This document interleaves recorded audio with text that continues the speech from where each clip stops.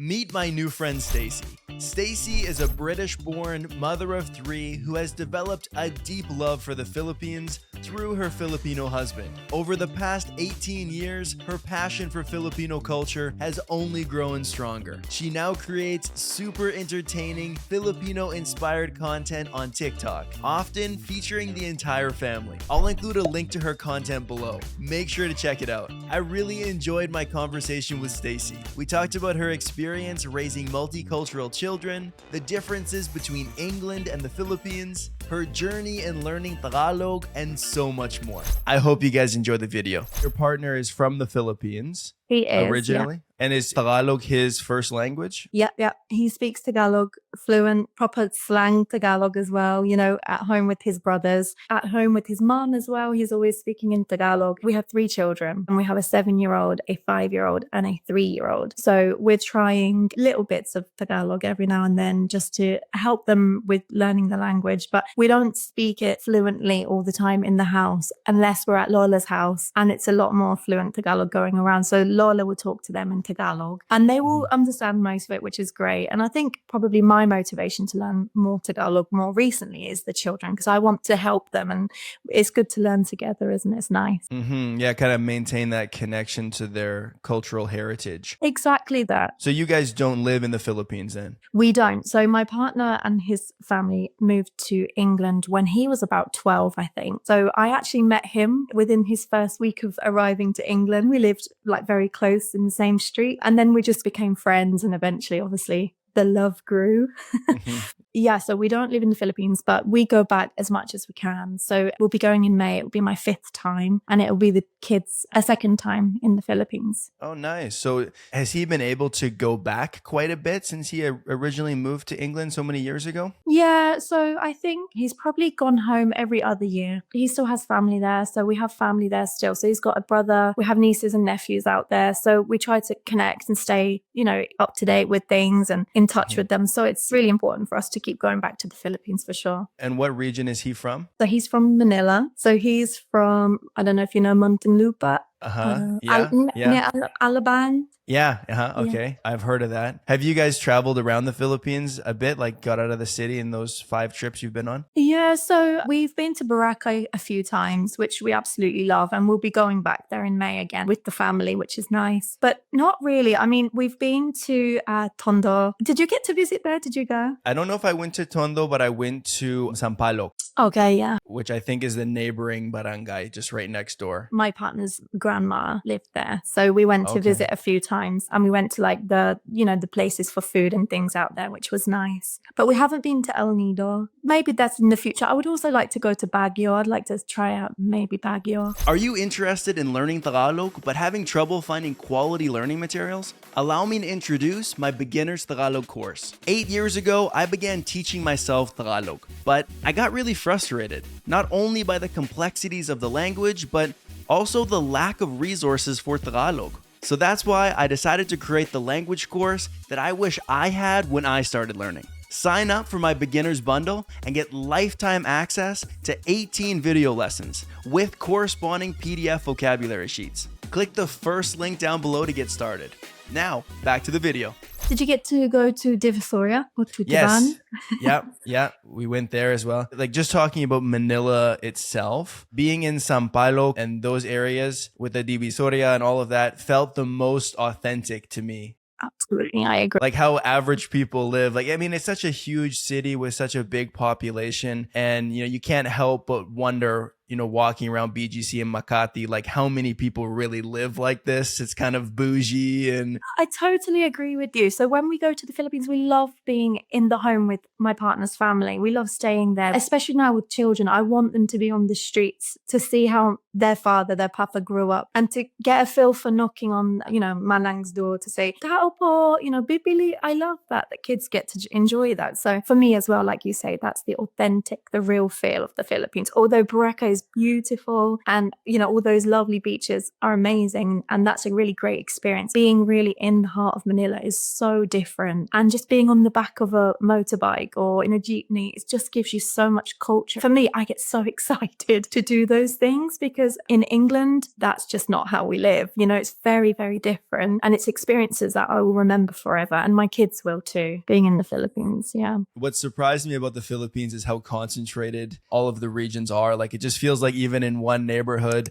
there's a million different things you can see. And yeah, just a lot to do. For a really small country, like in terms of land mass, the Philippines is tiny, especially coming from Canada. But there's so much to see. It just feels like it would never run out, Yeah, I agree. I think that's why you find lots of people are now traveling the Philippines because there's so much to do. They're always finding something else to do. So what's the longest that you guys were there at one time? So when I was 18, we went there for 1 month. So that was the longest. And I always wish I would stay there forever. My heart is there. I ask my partner every day, can we move to the Philippines? And I know that people will say, you're so lucky to be in England. I get that. There's politics everywhere. There's bad and good everywhere. But I do ask my partner every day, please, can we just go? And I would live with his family and just enjoy that simple life. It's never enough time to be in the Philippines. But yeah, so the first time we went was 1 month. And then pretty much all the other times we've been, it's been 3 weeks or maybe like 3.5 weeks maximum. And yeah, it's never enough time. Even we're planning our stay in May, this coming May, and our itinerary already, it's packed out and we haven't got half the things we want to do on the list. There's so many food places we want to go to, so many markets, all sorts of things. It's not going to fit all in, but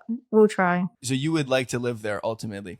100% yes. Yeah, it's the sense of community and the celebration of life. England, we're very proud to be depressed. We've got very low mood most of the time. It's always dark. We lack that sunshine, that vitamin D. I don't know, the fresh vegetable. I like that simple going to the market every day and I don't know, yeah. The karaoke all night long, the children in the streets. It's very private here in England. We don't necessarily say hello to our neighbours like you would in the Philippines. I don't know if it's the same for you in Canada. Yeah, it definitely is. I think that in the West, we have a pretty individual mindset where we're just kind of looking out for our own best interests. And obviously we're close with our families like any other culture would be, but it doesn't extend much farther than that, I think, for most people. You know, you might not necessarily know your neighbors. You might not interact a lot with your extended family even, where the Philippines does seem to have that really collectivist mentality of looking after one another. Yeah, 100%. I always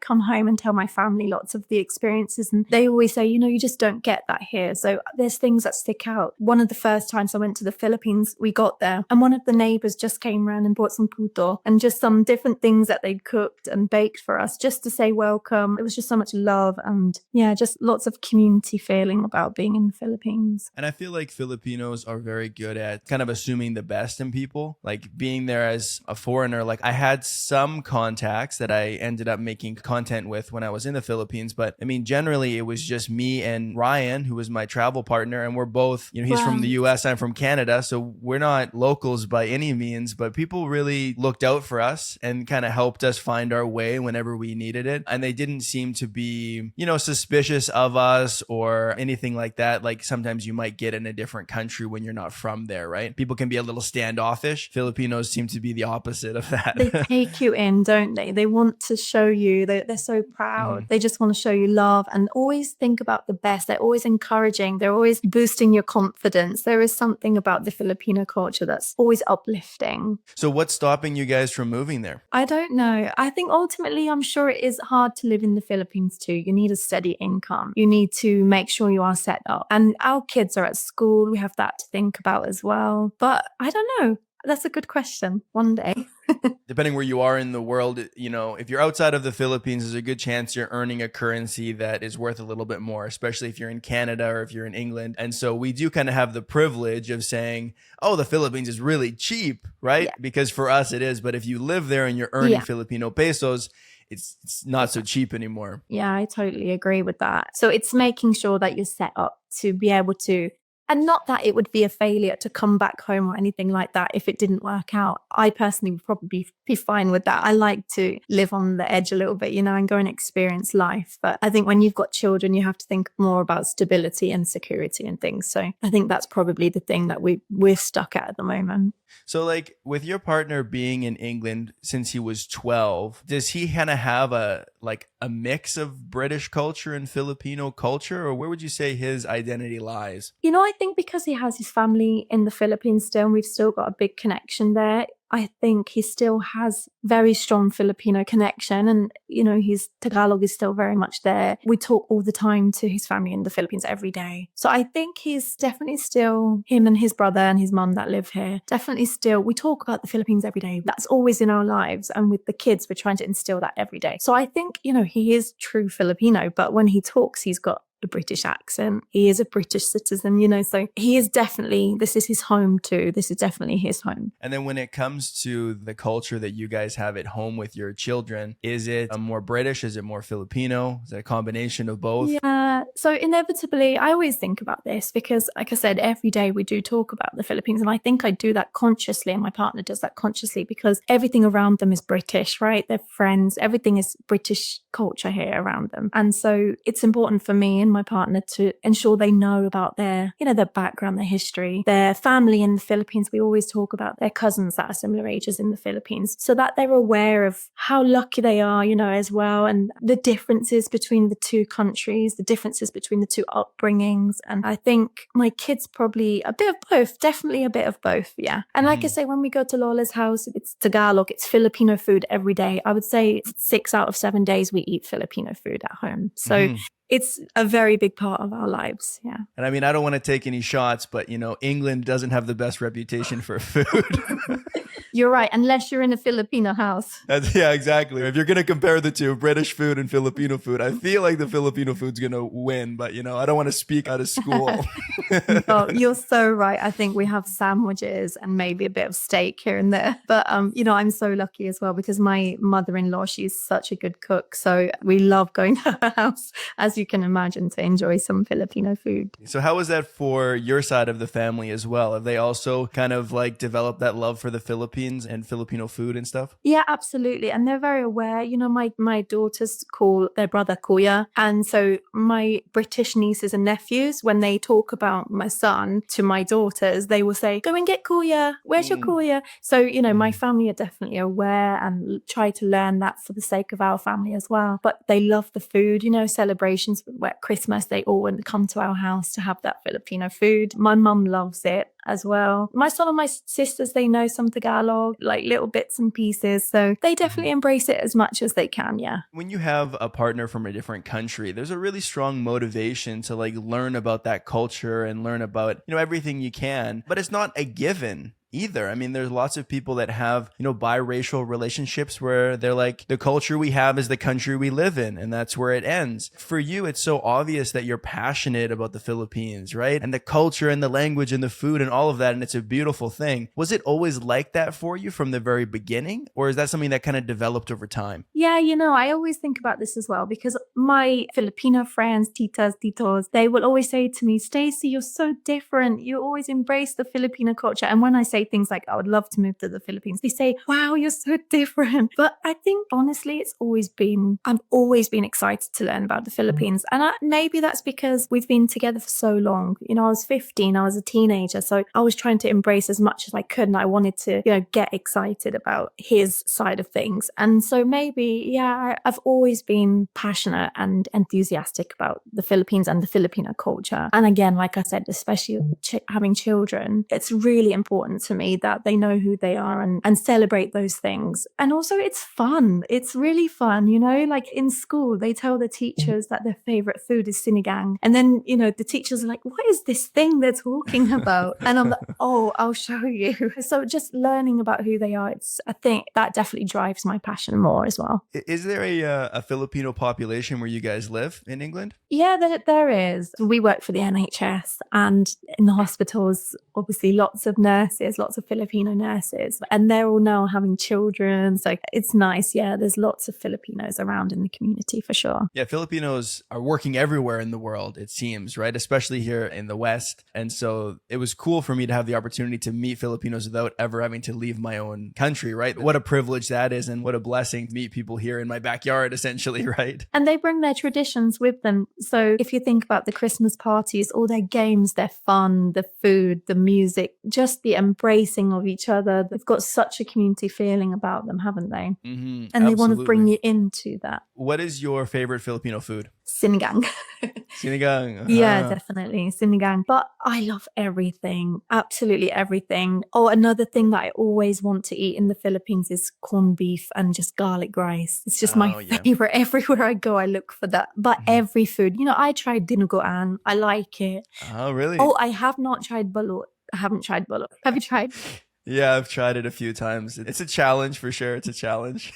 Maybe I'll try it one day just for the sake of it, but I don't think I'll enjoy it. So far, I haven't tried it. Well, I think it's even a bit polarizing among Filipino people. I talk to a lot of Filipinos that don't eat it either, so.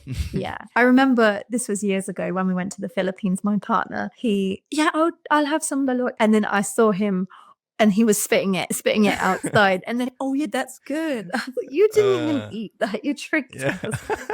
He was just acting. He was. But yeah, I like most of the food. And I try to cook some Filipino foods as well. My go-to to cook is definitely sinigang. It's fairly easy. But I cook bicol express, caldereta. Yeah, so just different foods. Like I said, we eat Filipino foods most days. And the sinigang, is that sinigang ng baboy? Yes, definitely. I love the fat on the baboy. I love bulalo because the beef is so nice. The flavor of the beef is so nice in the soup, isn't it? But sinigang definitely is better with baboy, yeah. I tried the bulalo as well when I was in Tagaytay, and it feels like really hearty food. It feels like something that we should eat in here, Canada, where we have, right? where we have winters, cold winters. Yeah. Oh, I like kare. Which one? Oh, kare kare. That's also one of my favorites. That kind of peanut butter stew. Yes. Now, do you make it with oxtail? No. So my mother-in-law will, yeah. But if we cook it at home, we just use beef, like beef ribs or beef brisket. But no, my mother-in-law does. And I will eat it. Do you eat that? I don't think I've ever had oxtail. Can you guys find it in England? Like, you buy it at the store? Yeah, everywhere. I kind of assumed that it wasn't an ingredient that would be available here, so I never really looked, but maybe it is. Filipino cuisine is interesting too because it has so many roots from other places. Like even the lumpia, I think, is from Chinese cuisine originally. And there's a lot of that, like siomai is really popular. Yes. That's obviously right from Chinese food. Yeah, there's a lot of different stuff like that. It's kind of an interesting mix. I think so. Yeah, I think it's been influenced by lots of different countries for sure. Yeah. So you mentioned that at home, you guys are trying to speak more Tagalog so that your kids can learn it. Where are you guys at in that process? What is your level of Tagalog at right now? If I was at my mother-in-law's house and they were having my partner, his brother, mum, having the conversation, I will get the gist of it. I will mostly be able to make out what we're talking about. My piecing together sentences is the bit that I struggle with. So I know a lot of common phrases, or I might be able to say, so like this morning, my daughter jumped in the front seat of the car and she always goes in the front seat of the car and the other two fight about it. So I said to my partner, bakit lagi si Mila front kotse? And he can get what I'm saying, but I'm trying to hide that from the kids because I don't want them to make even more of a fuss about being in the front of the car. So I can say words, but I can't piece. I wouldn't be able to say like the past tense. I feel like Tagalog can be quite complicated. Sometimes the way you might say, have you eaten? Will you eat? Please eat. It's all in different ways of saying it. So I find that hard. I think the hardest thing about that with the tenses. But I think my understanding is definitely better than my talking. Yeah, the verbs are very difficult. That's a common thing that I hear from everyone that is learning Tagalog or has learned it before, is just the million different forms that one word can take, right? Like you're talking about the past tense and the future tense and all of that. They even have like focuses as well, like kain, right? And then it's kumain, exactly. kumakain, yes. kakain. Yeah. And then kain ka na, right? But then you also have kainin, right? Yes. And that would be a distinction that doesn't even exist in English. The difference between kumain and kainin, we only have one word for that, where in Tagalog there's at least two. And then all of those have their own conjugations, right? Kinain, kinakain, kakainin, right? Yeah, and that's where I struggle for sure. It's a complicated language, and I think that some people will look at it from the outside and say, well, it doesn't have any genders like Romance languages, like feminine and masculine. It doesn't have any of those. It doesn't have tones like, Chinese or Thai or something like that. So how hard can it really be, And it's in, Romanized letters. So like, how hard can it be? But there are so many nuances with the verbs that do add a lot of complexity. Yeah, I agree. And so that's why I keep it simple.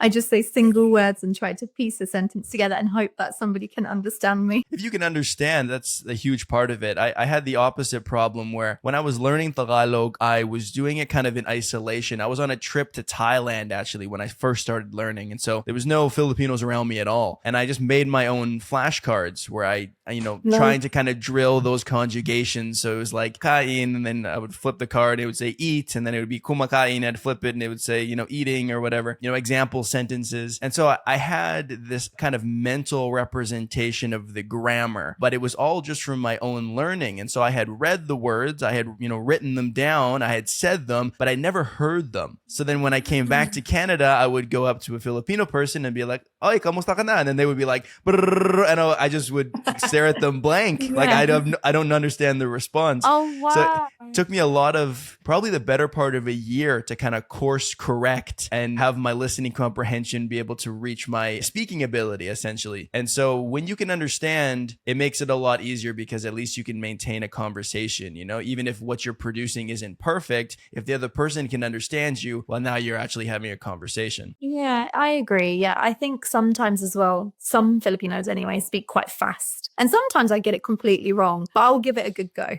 I'll give it a good try to understand things. And sometimes it comes in really handy. Like my partner might be speaking to his brother about doing something on the weekend and he's not told me.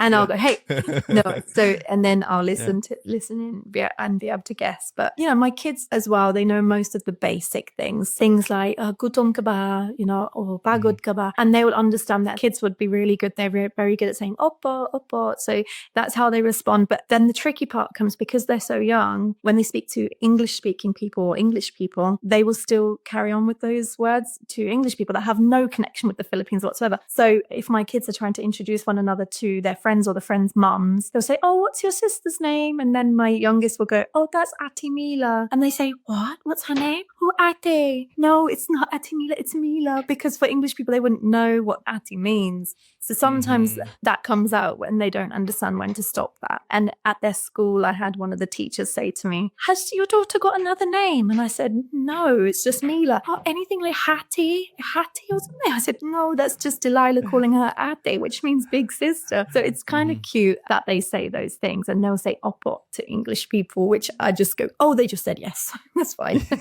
which is so sweet. And I love listening and knowing that they've remembered and they know how to respond using the right words, which is really sweet. Yeah, they kind of have to learn to code switch at the same time that they learn a different language, right? Because if they were just speaking English in England or just speaking, Tagalog in the Philippines, they could get away with using that language all the time. But because they're in a different environment than where that language is spoken, they have to learn, who do I use this with and who do I not, right? Yeah, it's so true. And they're so young, and that will come, I'm sure. But at the moment, I'm just proud to see that they're taking it on board and they're listening and they understand. So it's nice, especially with their Lola, to use pot is really important, and they do use that, and I can see that she's really proud as well, so that's nice.